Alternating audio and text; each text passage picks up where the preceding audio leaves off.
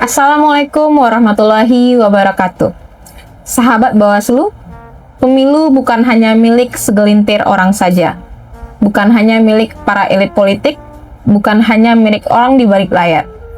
Tapi milik kita semua, terutama generasi muda. Di episode kali ini, kita telah kedatangan narasumber yang sangat istimewa, yaitu Ketua Terpilih Kopri PKC PMII Sumatera Barat, Kak Novita Hidayani.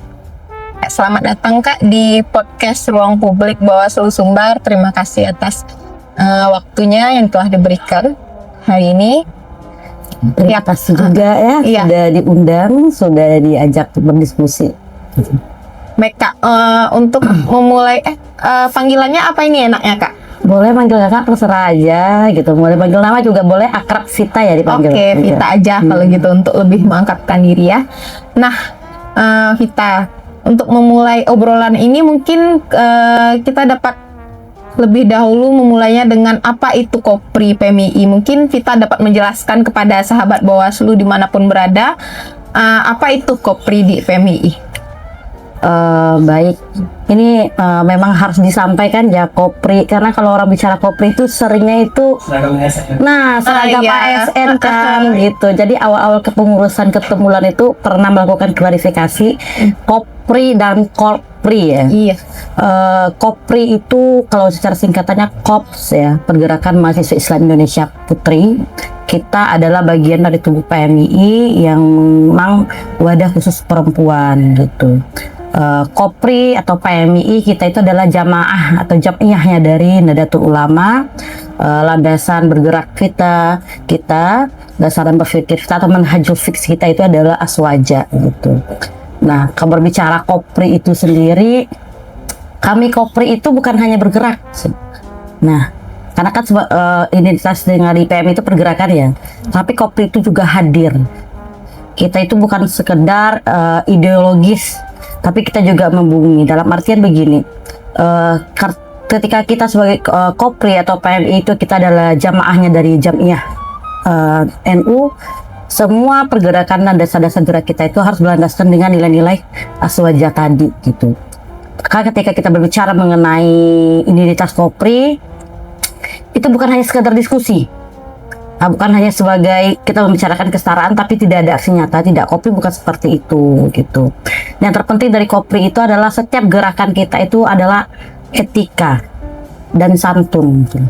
Karena itu adalah cerminan dari perempuan Nahdliyin atau perempuan NU gitu. Itu sebenarnya Kopri. Nah, dan Kopri ini dibandingkan gerakan-gerakan perempuan lain lebih terarah ya. Karena payungnya jelas dari mana. Kopri adalah bagian dari tubuh pentingnya PMII dan PMII itu adalah berpayung ke NU begitu. Nah, di kesempatan kali ini mungkin kita berbicara tentang demokrasi, tentang mengawasi kepemiluan ya Kak Novita ya. Kalau untuk Kopri PMII sendiri di pemilu sebelumnya apakah ada itu program-program atau tindakan-tindakan nyata itu untuk mendukung pengawasan pemilu itu sendiri? Tentu ya, kalau secara organisasi, secara resmi struktural, Kopri ikut andil mendorong pemilu yang adil, aman dan bermartabat, dan kita juga ikut berpartisipatif ya untuk mengawasi pemilu itu kalau secara struktural ya. Tapi kalau di luar struktural mungkin gitu, kita punya banyak kader-kader di seluruh Indonesia yang mungkin ikut menyukseskan pemilu baik dalam secara bagian dari kepemilian itu sendiri atau ikut andil dalam memilih ya, itu bentuk-bentuk partisipasi juga begitu. Lalu kita gini, kan Kopri PMII ini mungkin lebih khususnya pada generasi Gen Z ya, generasi muda perempuan ya di Sumatera Barat. Mungkin ada kita lihat fenomena bahwa pemikiran kalau pemilu ini itu bukan urusannya generasi muda gitu kan. Pemilu ini jauh dari kehidupan sehari-harinya perempuan Gen Z gitu. Menurut Vita sendiri, bagaimana cara mengubah pemikiran tersebut bahwa pemilu ini urusan kita loh gitu. Pemilu ini adalah sesuatu yang penting yang harus perempuan Gen Z itu aware terhadapnya? Oke, aku harus pisahkan dua hal dulu. Kalau kita berkaca ke pemilu terakhir ya, sebenarnya partisipasi terbanyak itu dari pemilih pemula atau pemuda. Iya benar. Kalau kita berbicara pemilu terakhir, dalam artian kontribusi terbesar itu dimiliki oleh pemilih pemula atau pemuda gitu. Nah, cuman kalau berbicara stigma yang hadir di sekitar kita bahwa Gen Z itu tidak melek politik, itu menurut saya sesuatu yang keliru ya. Gen Z itu bukan apatis ya, Iya. apatis terhadap politik, tapi gitu kan hanya bosan dengan cara dan pola-pola politik kita yang kuno. Saya kan bagian dari Gen Z nih ya. Iya. Saya tumbuh dari paham orang, ada ini saya berbicara fakta, ada orang yang saya tidak kenal mengantarkan bingkisan ke rumah, tumbuh dalam hal seperti itu. Akhirnya saya punya kesempatan memilih itu pertama kalinya, masih ditawari hal yang sama. Untuk terakhir juga saya berpartisipasi ya sebagai penyelenggara gitu kan. Saya melihat betul ya, jadi memang sebenarnya bukan Gen Z itu bukan apatis terhadap politik, hanya caranya saja yang sudah kuno dan lama, dan itu membosankan bagi Gen Z. Maka kalau kita bicara mengenai kekoprian ya, saya sebagai ketua terpilih itu saya ingin menyarankan, ayo kita berbicara politik terhadap Gen Z atau perempuan-perempuan Gen Z ini yang dekat dengan kesehariannya. Karena apapun tindakan kita sebagai masyarakat ya, itu berdampak terhadap 5 tahun ke depan gitu. Apapun yang kita pilih sekarang, itu berdampak ke 5 tahun ke depan. Makanya, kalau kita bicara mengenai Gen Z, maka pendekatan yang penting itu adalah bicara politik atau pemilu itu dengan kesehariannya. Contohnya, politik dan pemilu itu berkaitan nanti dengan kebijakan-kebijakan 5 tahun ke depan. Maka kita dekatkan dengan personal Gen Z sebagai warga negara. Maka yang harus diberikan oleh elit politik terhadap pemahaman atau negara kepada Gen Z itu adalah bicara politik itu dengan keseharian, dekat dengan dia, bahwa hak suara dia sebagai warga negara itu gitu kan berdampak langsung terhadap hidup dia. Contoh, perempuan yang dekat itu masalah skincare kita Kak. Iya. Skincare kita itu kan makin lama kan makin naik harganya kan gitu. Mahal, makin pricey. itu sebenarnya kan dipengaruhi oleh kebijakan. Ekonomi. Iya, kebijakan itu ditentukan oleh orang yang kita pilih. Benar. Bicara sederhana seperti itu aja pada Gen Z. Jangan bicara kalau milih saya begini-begini 5 tahun ke depan saya akan bangun ini, tidak basi. Intinya harus relate gitu. Ya, relate dengan kehidupan Gen Z. Yang kedua, kita bicara lapangan kerja itu sangat relate dengan Gen Z. Gen Z malas kerja yang ribet-ribet gitu ya. Administrasi inilah gitu kan. Benar. Dan sekarang kalau kami ya, angkatan kami itu bilangnya pekerja kami itu freedom. Kita eranya merdeka, kita nggak era lagi terikat-ikat gitu kan. Sementara lapangan kerja bagaimana? Dan lapangan kerja itu dikoordinir dan harus ditentukan oleh siapa? Oleh orang yang memegang kebijakannya, memegang kebijakan itu sendiri. Nah, bicara perempuan, cuti melahirkan itu apa sudah mensejahterakan ibu dan anak? Nah, coba kita bicarakan hal-hal yang dekat dengan kesehariannya yang terkait kebijakan dan hak prioritasnya sebagai warga negara gitu. Itu seharusnya yang kita bicarakan. Dan kita ya ingin mendorong ke depannya itu, kita kalau bicara pemilu jangan bicara ini acara negara lah gitu ya. Bosan kita gitu kan. Tapi kita berbicara mengenai pemilu ini adalah cara perlawanan. Oh, kita tidak harus turun ke jalan loh, keringatan yang lain. Tapi saya maksudnya tidak menyalahkan aksi ya. Itu namanya hak pendapat, semuanya bebas. Tapi cara sederhana untuk kita menaruh keadilan kepentingan kita dalam bentuk keadilan kemaslahatan bersama adalah dengan menggunakan hak prioritas suara kita dengan adil dan cermat gitu. Maksudnya dengan pintar dan cermat ya. Nah, kenapa kita menjadikan pemilu sebagai acara negara? Harus jadikan pemilu ini hak perlawanan. Kita harus bisa melihat ini integritas dan kredibilitas pemimpin yang kita pilih. Bicara seperti itu ke Gen Z lebih masuk akal lah. Bicara orientasi kerja kamu 5-4 tahun ke depan itu nol kalau di mata anak muda zaman sekarang begitu. Ya, menarik sekali ya. Mungkin kita sendiri sebagai salah satu dari generasi Z juga, dari Gen Z, perempuan Gen Z, ada nggak pengalaman yang mungkin dialami sendiri atau melihat sendiri ketika pemilu yang lalu tuh perempuan Gen Z ini dirasa mengalami sesuatu yang tidak adil atau tidak nyaman, karena pada kenyataannya perempuan Gen Z dibandingnya lelaki itu mungkin lebih rentan ya dalam pemilu, dalam demokrasi. Apakah pernah mengalami hal-hal yang tidak adil seperti itu dari pengalaman pribadi sendiri? Baik, secara pengalaman pribadi, menutup mata aja sih kita sudah lihat ya bahwa perempuan ini sangat sulit diterima pendapatnya di ruang publik. bahwa ketika berbicara diskusi politik, perempuan itu tidak punya integritas dan kredibilitas seperti laki-laki. Karena apa? Itu adalah kultur sosial yang kita warisi, bahwa perempuan itu ruangnya adalah domestik gitu.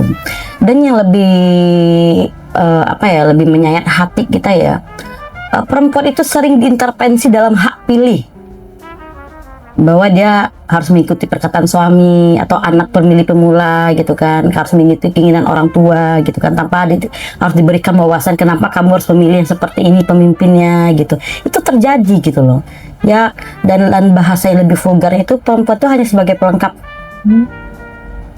pesta politik atau pesta demokrasi, sementara yang pemanis ya, ada yang pemanis berkata gitu.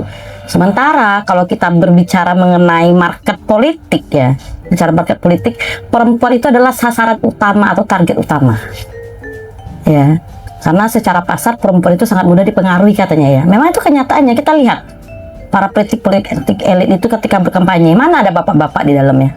Iya. Yang dicarinya terus perkumpulan ibu-ibu dan anak-anak, dan itu lebih menarik simpatisan. Nah, ketika mereka mampu menarik simpatis, targetnya apa? Pemuda yang dekat dengan gadget atau dekat dengan alat digital, begitu. Nah, kita kalau berbicara tentang berani bersikap ya, berani bersikap dalam melindungi demokrasi, berani bersikap dalam mengawasi pemilu.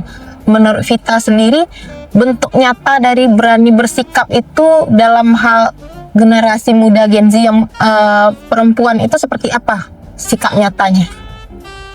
Ini ini sikap sederhana, tapi kita kurang peka aja sebenarnya selama ini gitu kan. Kalau kita berbicara mengenai sikap nyata, pertama kita harus berani menggunakan hak pilih kita secara sadar.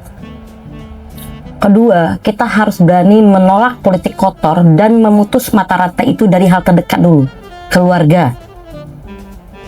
Misalnya ada politik uang masuk gitu kan, kita harus berani bicara tidak ayah, tidak ibu, ini bukan hal yang boleh, kita tidak boleh. Minimal kita kalau tidak bisa bicara secara realistis, bicara mengenai spiritual aja, tidak ada keberkahan dalam uang ini gitu kan. Circle pertemanan gitu kan, bayangkan satu circle itu memilih pemimpin yang salah dengan cara yang salah, dampaknya kan bukan satu hari ini, tapi proses hidup kita 5 tahun ke depan. Organisasi sederhana aja sebenarnya. Dan yang terpenting poinnya adalah kita konsisten dalam mengawal. Ketika kita memilih pemimpin politik A ataupun B, siapapun yang menang, nanti kita konsisten mengawal, konsisten mengkritik. Bukan hanya mengawal kalau ada yang salah kita menutup mata, tidak. Penting dalam aksi nyata pemilu itu seperti itu, mengawal, mengkritik, dan kita harus tetap peduli terhadap kaum rentan. Jangan sampai kaum rentan itu terabaikan ya. Gitu. Nah, kita telah berbicara masuk ke ranah politik uang tadi sedikit ya. Oh iya. Nah, kan ada nih banyak pemikiran di tengah masyarakat, misalnya politik uang itu ambil aja dulu, toh kita ambil nanti belum tentu, nanti kita pilih yang ini gitu kan. Hal-hal seperti ini, pemikiran seperti ini, menurut Vita bagaimana cara mengubahnya? Oke, kita berbicara fakta aja. Silakan nanti masyarakat boleh marah sama Vita ya, pun yang merasa menjadi pelaku ya. Indonesia itu budayanya sudah menormalisasikan namanya politik uang. Itu fakta. Ya, itu sangat fakta gitu. Secara sudut pandang itu kan sederhana ya, sederhana, kecil, tapi dampaknya besar. Terima aja lah dulu gitu. Iya, terima aja dulu. Terima kan cuman segini gitu kan. Tuh suara kita juga didengar, yang menentukan mereka kan begitu. Iya. Nah, ketika ketika suara bukan lagi jadi hak, tapi komoditas, yang seperti kita sampaikan tadi, sasaran empuknya itu adalah perempuan, yang menjadi bujuk rayunya apa adalah permasalahan perekonomian. Karena kita selalu bicarakan di luar itu, ayo teman-teman perempuan-perempuan, kita harus lebih peka, lebih sadar, karena apapun yang terjadi di negara ini, permasalahan isu politik, ekonomi, sosial, yang paling dekat kena dampak itu adalah perempuan. Karena perempuan itu dekat dengan pangan dan dekat dengan anak. Nah, Kopri secara tegas menolak itu. Karena bagi saya, bagi Vita selaku ketua Kopri atau sebagai kader Kopri, politik uang itu bukan rezeki, tapi politik uang itu cara penguasa membeli diam kita 5 tahun ke depan. Kita kan sering sederhananya, jadi rezeki dari Tuhan tuh suara kita nggak kali dengar juga gitu kan. Nah, itu kejamnya. Kita harus menyampaikan itu karena memang itu faktanya gitu. Makanya kita harus berani yang disampaikan tadi, memutus dari rantai terdekat dulu gitu. Memutus circle itu ya. Memutus circle itu, dan kita jangan menganggap politik uang itu adalah rezeki. Itu adalah cara penguasa membeli hak Suara dia, kita. hak diam. Hak diam gitu Iya. selama 5 tahun. Iya, kalau kita udah dibeli suara ya, misalnya dikasih uang 500.000 gitu kan, besok ada kebijakan-kebijakan yang tidak dilakukan sama orang pemimpin terpilih terkait ya. Saya yakin dan percaya gitu, tidak ada seorang pemimpin atau seorang yang politik elit ketika dia menggunakan uang sebagai cara kerjanya, dia akan berfokus terhadap kinerja dia. Dia tidak akan memikir lagi mengenai kemaslahatan umat atau masyarakat ya, tapi dia bagaimana memikirkan pinjaman saya sekian di bank, modal saya kemarin sekian gitu kan. Dia lebih fokus memikirkan itu. Kalau kita bicara fakta, gaji dari standar daerah aja ya kita ukur, berapa sih anggota legislatif daerah itu gajinya gitu loh. Sementara modalnya dia harus keluarkan untuk mendapatkan posisi itu ratusan bahkan sampai M gitu. Saya yakin dan percaya kita bisa cek deh ke bank-bank. Itu udah berapa SK dari anggota legislatif daerah itu yang sudah tidur di sana. Karena apa? Mereka harus mengembalikan modal. Jadi ketika kita sudah berani menggunakan uang dalam suara kita atau ikut campur dalam politik uang tersebut, kita tidak lagi bicara kemaslahatan ke depannya. Saya yakin dan percaya ya, kalau kami menyarankan ke Gen Z, kita harus lihat ini loh, para politik-politik elit menggunakan uang, kita lihat standar kerjanya bagaimana. Kita bicara edukasi nyata aja, kredibilitas dan integritas kerjanya bagaimana, pengawalannya terhadap kebijakan-kebijakan daerah bagaimana, sudah sejauh mana dia bekerja dan berbuat untuk masyarakat. Kita bisa hitung loh kalau kinerjanya. Ya, dan kalau kita bicara kredibilitas dan integritas anggota legislatif, dengan menutup mata aja kita udah tahu. DPR RI aja banyak kok yang pakai C. Gitu. Maka penting sebenarnya Gen Z dalam hal ini gitu, perempuan dalam ini harus peka gitu. Menarik kita. Sekarang mungkin kita beralih ke topik lain ya. Gen Z ini kan identik dengan teknologi. Iya. Handphone itu nggak boleh lepas dari tangannya. Media sosial, segala macam lah kan. Menurut Vita, dekatnya generasi Z ini, terutama yang perempuan Gen Z dengan media sosial, itu tuh berpengaruh positif nggak pada pengawasan pemilu atau sebaliknya? Yang harus kita sadari, media sosial itu bukan perkara dia penyelamat atau dia musuh. Media sosial itu alat. Jadi semua itu tergantung siapa yang menggunakan dan untuk apa. Kalau untuk Bawaslu sendiri ya, media itu merupakan salah satu alat yang efektif ya untuk melakukan pengawasan yang lebih efektif gitu kan, yang lebih komprehensif maksudnya gitu kan. Tapi kalau bagi masyarakat, perempuan, Gen Z gitu kan, itu tergantung pemahaman. Maka kami Kopri itu lebih mendorong terkait media sosial dalam berdemokrasi ini harus cakap digital atau literasi digital ya. Iya. Kedua, kita mendorong konten-konten yang alternatifnya itu terkait keamanan perempuan, ramah perempuan gitu. Itu sih kami lebih ke sana gitu. Karena kita tidak bisa membatasi seseorang dalam menggunakan sosial media ya atau bermedia sosial. Tapi gitu kan, kami ingin mendorong kayak perempuan-perempuan di luar sana, kita bukan jadi konsumen informasi gitu. Kita harus menjadi subjek lah, menjadi subjek sadar dan subjek yang bertanggung jawab. Kebanyakan kita dalam bermedia sosial itu kan menerima informasi perempuan ya. Karena ketika kita berani berkomen, kita harus berani juga bergerak gitu loh. Jangan ngomen aja gitu kan. Nah, kebanyakan kita bukan hanya perempuan saja, generasi muda lainnya, semua kebanyakan masyarakat itu kan hanya sebagai konsumen informasi. Tidak berani melakukan riset, tindak lanjut gitu. Nah, kami pengen mendorong seperti itu. Makanya nanti memang ada sebenarnya program-program dari Kopri itu terkait literasi digital. Pun kalau di pengkaderan Kopri sendiri ada namanya literasi digital berbasis gender. Nah, jadi kalau untuk kader Kopri kita memang harus memiliki pemahaman yang komprehensif. Gak harus ahli ya, tapi kita harus memahami semua lini gitu kan, seperti pengetahuan politik, ekonomi, sosial, problem-problem, isu-isu terdekat kita harus paham. Nah, itu ada di kaderisasi kita gitu. Kalau untuk masalah melek teknologi ini kan literalisasi ini, ada nggak tips dari Kopri sendiri untuk menangkal isu-isu hoax dan disinformasi gitu? Nah, oke, yang tadi saya sampaikan harus ada yang namanya literasi digital. Pertama, edukasi penggunaan media sosial. Kita tahu Gen Z ya, itu dalam pertumbuhannya itu diiringi dengan perkembangan teknologi yang pesat. Sebenarnya kita Gen Z ini sangat cakap dalam berdigital ya. Nah, maka edukasinya begini. Gen Z itu adalah ya, intuisi Gen Z dengan literasi digital itu bagus. Karena Gen Z ini sangat peka dengan konten-konten yang manipulatif. Ya. Misalnya ada problem-problem atau di media sosial ya, itu Gen Z sangat mudah. Atau yang sering kita kenal itu dengan the power of netizen. Plus 6 itu kan mayoritas Gen Z ya. Nah, menurut saya itu bisa dijadikan edukasi pelatihan yang lebih menyeluruh pengawalan gitu loh. Gen Z itu bisa diajak kolaborasi. Gen Z itu tidak sekeras kepala yang dipikirkan loh.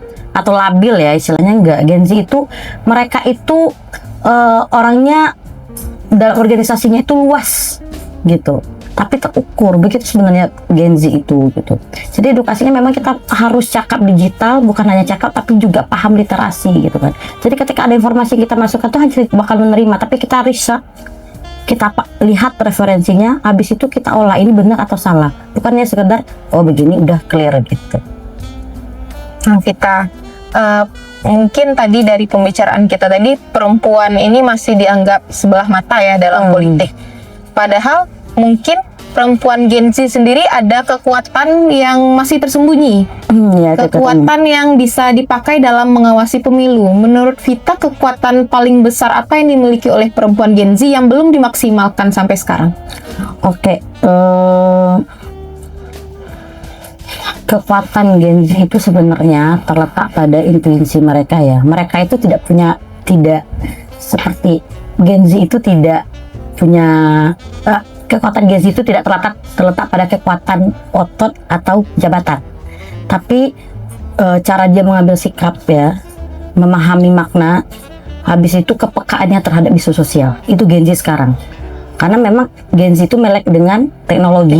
Dia dekat, mudah menerima. Habis itu Gen Z itu tidak suka bahasa-bahasa yang ceramah ya. Bahasanya bahasa sederhana. Makanya kalau kita lihat ya, Gen Z sekarang kan kurang suka yang namanya menonton YouTube sampai yang 3 jam durasinya. Tapi mereka dekat di mana? Reel Instagram, TikTok gitu, short di YouTube. Nah, kecenderungan mereka itu melahirkan kreativitas mereka. Apa? Banyak sekarang perempuan Gen Z yang berani speak up secara personal di akun media dia 1 menit gitu kan, storytelling ya, lebih begitu. Itu adalah kekuatan sebenarnya. Nah, ruang-ruang Gen Z itu lebih luas gitu, lebih lugas ya, gitu, tidak kaku. Dan untuk masuk berbicara dengan mereka itu sangat santai. Nah, kalau zaman-zaman dulu itu kan nongkrong di kafe itu agak sensitif ya. Gen Z kan informasinya semuanya di tempat tongkrongan. Iya. Coffee shop itu diisi dengan siapa gitu kan. Dulu kalau masa-masa saya awal jadi mahasiswa itu, kita itu ramainya di blok kampus. Kalau kita nggak nongkrong di blok kampus itu nggak keren. Nah, kalau Gen Z sekarang kekuatannya di mana? Coffee shop kan? Iya benar. Kita harus mengikuti itu gitu, kekuatan seperti itu gitu kan. Nah, Gen Z ini adalah hal yang sangat mudah untuk dimasuki. Seandainya kita paham dengan apa yang menjadi kebutuhan yang relevan lah dengan mereka gitu. Dan mereka itu kreatif sekali gitu. Karena saya sudah berorganisasi hampir 8 tahun. 4 tahun saya berorganisasi dan 4 tahun saya berorganisasi sekarang terakhir, itu beda polanya. Dan saya harus berbaur. Saya milenial ke Gen Z ya. Oh iya. Ya, milenial ke Gen Z itu sangat, kalau kita milenial ini kan masih dekat sama didikan-didikannya baby boomers kan. Iya. Nah, jadi kita masakan masih keras kan, kalau nggak sholat dipukul kan gitu kan. Kalau Gen Z nggak bisa diterapkan. Karena apa? Gen Z ini mereka tidak bisa menerima ketimbangan yang tidak relevan seperti itu gitu kan. Sederhana aja, kalau masa kita itu duduk di belakang itu menjadi pilihan yang malas duduk di depan jadi perhatian guru. Kalau Gen Z kenapa kami duduk di belakang, kenapa nggak di depan gitu kan, anak-anak Gen Z kan? Karena orang tua saya pedagang, dia polisi. Kenapa anak SD dan SMP bisa berbicara seperti itu? Karena apa? Perkembangan teknologi, perkembangan zaman yang mengiringi pertumbuhan mereka itu mempengaruhi cara pikir dan cara sikap, dan mereka tuh sebenarnya fleksibel sekali gitu. Hanya kita kadang dengan sistem pertumbuhan kita sering intervensi lah terhadap pertumbuhan mereka gitu. Kita ya kalau istilahnya kan Gen Z ini banyak maunya gitu kan, dia tumbuh dengan segala kebutuhan yang ada gitu kan. Justru ini positif ya? Justru ini positif gitu. Nah sebenarnya bagaimana kita melihat pertumbuhan Gen Z itu diambil dari sisi yang lebih positif lagi, bukan sisi negatif. Bahwa tumbuh dalam perkembangan teknologi yang pesat ini membuat Gen Z ini malas. Tidak gitu loh. Dengan cara mereka tiduran, rebahan, main HP, mereka ya udahlah bikin video ini, bikin TikTok gini. Coba kita tanya, mana Gen Z yang tidak bisa ngedit video? Ya kan? Kalau di angkatan saya masih ini kan, masih kayak kaku-kaku ya, masih kayak gimana cara ngedit video gitu kan. Gen Z sekarang dengan uang jajannya beli yang pro aja, capturnya udah udah bisa ngedit video bagus. Mereka ya kreatif gitu kan. Saya itu kan mengkajar itu udah 4 tahun terakhir, saya tidak pernah mengajarkan ya, tapi kamu bisa nggak? Coba dulu deh gitu loh Gen Z, coba dulu deh gitu kan ya. Intinya mungkin bagaimana kita menarik perhatian mereka gitu. Apa menjadi kebutuhan mereka gitu, apa yang lebih relevan dengan kehidupan mereka, itu sebenarnya kita jangan mengintervensi. Nah budaya kita khususnya Sumatera Barat ini, kita suka sekali gitu kan menerima ya doktrin kultural lah yang mengintervensi hidup kita, lalu kita lakukan ke generasi bawah kita. Menurut kita itu sesuatu yang keliru, dan kita harus lebih fleksibel lah memandang problem-problem sosial begitu. Nah, kita mungkin perempuan Gen Z ini sebenarnya ingin ya aktif dalam pemilu, mengawasi pemilu. Namun posisinya karena masih rawan ini, bagaimana menurut Vita perempuan Gen Z bisa aktif dalam pemilu namun tetap aman? Sebenarnya sudah banyak perempuan-perempuan Gen Z itu yang peka politik gitu kan, yang sadar akan politik itu banyak. Tapi ada juga yang memilih diam. Mungkin yang lebih bisa disampaikan itu, kita perempuan tidak harus jadi pahlawan. Kita tidak harus jadi pahlawan. Yang terpenting kita peduli, punya kepedulian, rasa aman yang cukup gitu kan, dan itu berdampak gitu. Jadi sebenarnya kalau kita bicara apakah Gen Z tidak peka, kita jangan menormalisasikan doktrin lingkungan kita seolah Gen Z ini tidak mau berpartisipasi gitu kan. Banyak perempuan-perempuan yang aktif. Bahkan sekarang untuk Sumatera Barat aja perempuan muda sudah mewakili di senator ya, di Senayan ya, gitu kan. Di DPD, di DPD gitu kan. Sudah banyak sebenarnya. Kalau Sumatera Barat kita gak kekurangan tokoh-tokoh perempuan muda dari regenerasi ke generasi. Cuman menurut saya kita harus yang kita lakukan itu adalah doktrin yang kita terima lah, atau normalisasi bahwa perempuan itu tidak melek politik gitu. Itu saya lebih ke sana sebenarnya. Kalau berbicara seperti itu, banyak perempuan-perempuan yang yang aktif gitu, yang berbicara mengenai politik, apalagi Gen Z. Saya ingin mengatakan kepada generasi di atas saya, sudahlah bapak, sudahlah ibu gitu kan. Suksesnya negara ini juga sumbangsi besarnya pemuda gitu. Adakah semua pemuda ini malas bagaimana jadi negara ini gitu?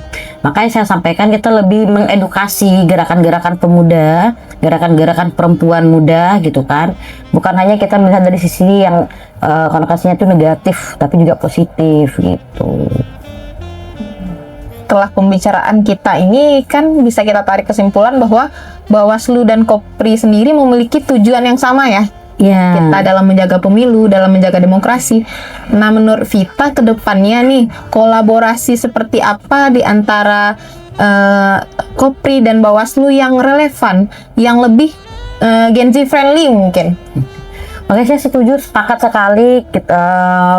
Kopri dan Bawaslu itu punya tujuan yang satu frekuensi ya, untuk menjaga pemilu yang adil, aman, dan bermartabat. Tentu banyak program-program kedepannya yang bisa kita kolaborasikan, tentu yang relevan dengan Gen Z ya. Kalau kami ini sebenarnya ingin yang sederhana aja, seperti diskusi ringan tapi aman. Di sana terbuka diskusi-diskusi terkait apa menjadi kekurangan personal ketika berpolitik, apa menjadi kelebihan, apa yang harus diperbaiki secara bersama. Juga bisa kegiatan-kegiatan seperti psikososial dan kepedulian. Nah, itu mendorong partisipatif sekali.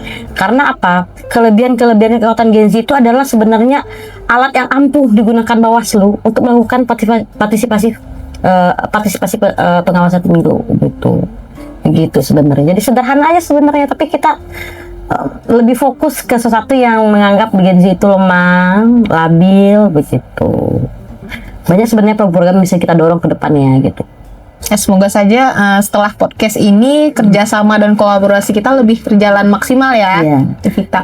Mungkin terakhir ada pesan kepada perempuan generasi muda di Sumatera Barat dari Vita dan Kopri sendiri. Oke, buat teman-teman, sahabat-sahabat perempuan-perempuan muda di seluruh Sumatera Barat, Indonesia, saya ingin menyampaikan, dan saya selalu menyampaikan ini dalam forum apapun yang terjadi di negara kita, di daerah kita, di lingkungan sekitar kita itu, baik itu dalam problem politik, ekonomi, sosial, dan kultur lainnya, yang paling dekat kena dampak itu adalah perempuan. Karena perempuan itu dekat dengan anak dan perempuan dekat dengan pangan. Ketika perempuan tidak lagi memiliki ruang aman, maka pangan itu, anak itu juga terdampak lebih cepat. Maka kalau kita ingin menjadi negara yang aman, amankan dulu perempuannya dari semua lini ruang. Dan rasa saya itu bukan hanya tugas kami Kopri dan bisa didorong oleh Bawaslu saja gitu kan, tapi didorong oleh kolaborasi gerakan kita bersama, di mana kami Kopri selalu memberikan suara yang namanya itu woman support woman. Karena kita bicara kemaslahatan umat itu tidak bisa dibicarakan oleh satu orang, tapi dibicarakan oleh banyak orang, minimal levelnya itu level komunitas begitu. Nah, jadi ketika satu perempuan berbicara harus didorong oleh perempuan lainnya. Diamnya kita itu bentuk ketidakpedulian kita gitu kan. Nah, kita tidak dituntut untuk menjadi pahlawan, tapi kita dituntut untuk peduli secukupnya, aman seutuhnya, dan sadar-sadarnya dengan problem-problem yang di sekitar kita begitu.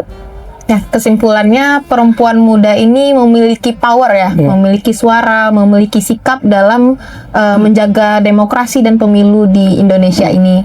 Nah, mungkin kita dapat menutup obrolan kita dengan slogan Bawaslu, Vita. Oke, boleh? Ya, bisa sama-sama kita baca. Ya. 1, 2, 3. Bersama rakyat awasi pemilu, bersama Bawaslu tegakkan keadilan pemilu. Salam pergerakan. Salam pergerakan, salam awas. Salam awas. Ya, terima kasih Vita, terima kasih PMI, terima kasih sahabat Bawaslu. Sampai jumpa lagi di episode selanjutnya.